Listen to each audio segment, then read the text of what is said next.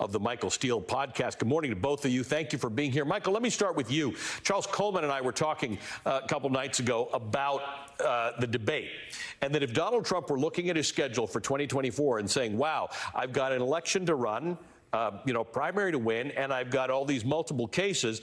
After Wednesday night, he might be thinking to himself, I don't really have to worry too much about the debate situation or the primary situation. He seems to have a lock on that because nobody came out of that thing looking like they've got anything that looks or feels like a knockout punch for Donald Trump. Absolutely. Well, when the vast majority of the candidates on the stage who are supposedly trying to take you out say that even if you were convicted, that they would rally behind you and support you, why would you show up? Right. There's no political incentive for Donald Trump to step foot on a stage with any of them. He's got his little avatar in Vivek Ramaswamy, who will spew out the MAGA BS relentlessly, and he capstoned that by saying Donald Trump was the greatest president of the 21st century. So, Vivek, why are you running against him? Well, you're not. You're trying to be his VP. You want to cozy up and get a little piece of the next administration.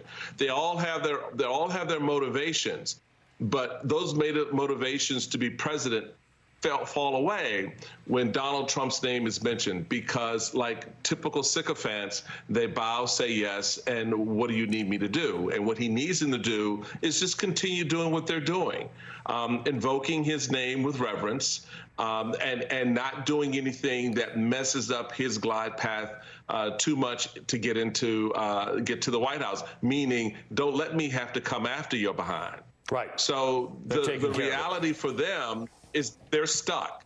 The reality for Trump is he still owns the path to the White House.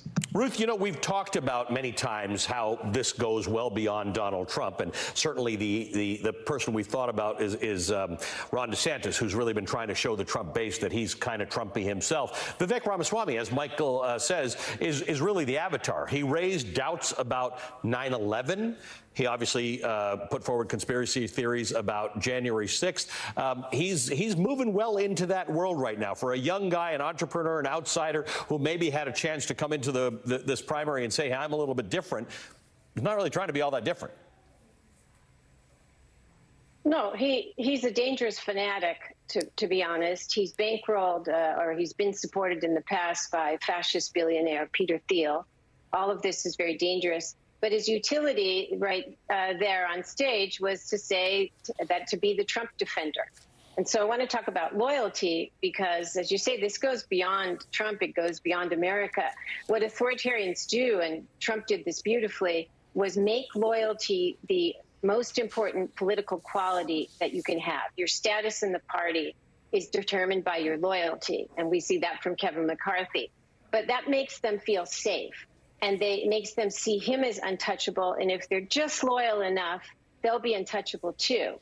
So that's how we get to this disgraceful situation of the debate where they all, most of them said they'd support him even if he's a convicted felon. And it's also how we get to the shock of seeing Trump's mugshot for those elite enablers. And that's why they're distancing themselves and doing things as the last segment detailed. So the Trump mugshot is absolutely fundamental to showing that he is not untouchable and he can be held accountable just like anybody else. Except in this upside-down world in which we live, Michael, that Trump mugshot was put out by the Trump people. They took off the little sheriff's thing on the over the side, and he put it onto Truth Social. Then he put it onto Twitter. It's the first thing, or whatever, X it's called. It's the first thing he's posted on that platform since he was banned from it and then reinstated.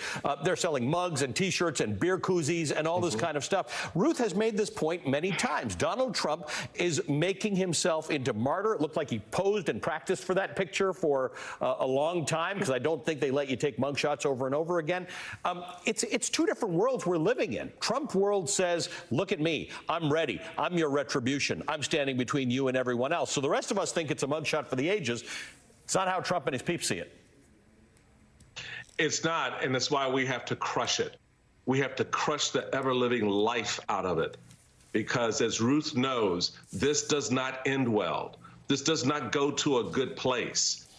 you're having the hardening of MAGA. You're having the hardening of authoritarianism when you have, as you just noted, when someone like Vivek just standing there, a young 38-year-old guy coming out of nowhere, suddenly now propelled to the heights that he's propelled. There's no way in hell this man's going to be president, but that's not the point. The point is they're making the marks on this democracy. Every day they chip away at more and more of it. And the reality for all of us now is how much of this, much more of this are we going to take? Where we just say, you know what, we are done with this. We need to put down this iteration of the GOP. Something else may come later and we'll take a look at that. But this stuff, this has to be put down. And the fight for those still in the party and outside the party is how do we convince everyone to get behind that singular effort? Because that mugshot is, you have it nailed, Ali, it is not just a mugshot.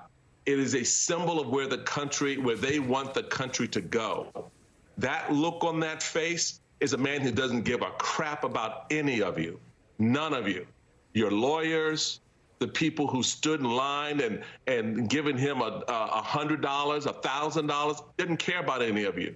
What he wants is the power he gets from your loyalty. And the moment he consumes as much of that as he can get, where do you go then? Right, right. Yeah, you know, Ruth, to Michael's point, I was hoping I'd see some of that in the debate. I'd hope somebody would come up here and say, you know, this is what the Republican Party of the future can be. I can help you reclaim that. And to Chris Christie's credit, he tried. He went out there, he got booed more than he got cheered for saying it. But he said something interesting. He said, ignore the criminality for a moment, because most Republicans are ignoring the potential criminality here. He said, just think about the conduct. We shouldn't even be approving of this conduct. And that is also something he got booed for. He's trying to bring this back to, hey, Republicans, we don't want association with a guy who does the things we know he does. Forget about the trials and forget about what is going to be proved in court. We know who Donald Trump is because, as Maya Angelou tells us, he told us who he was. Yes, absolutely. But Christie is not doing well in the polls because of that. That's not what they want to hear. I also thought on the debate front, it was very interesting and sad that that they talked about, there was a discussion of whether Mike Pence did the right thing on January 6th. There was zero discussion of Trump having put him in that situation to begin with. There was zero discussion of the noose on Capitol Hill that had his name on it, how they all had to run for their lives, all the lawmakers, Republican and Democrat. There was no discussion of that.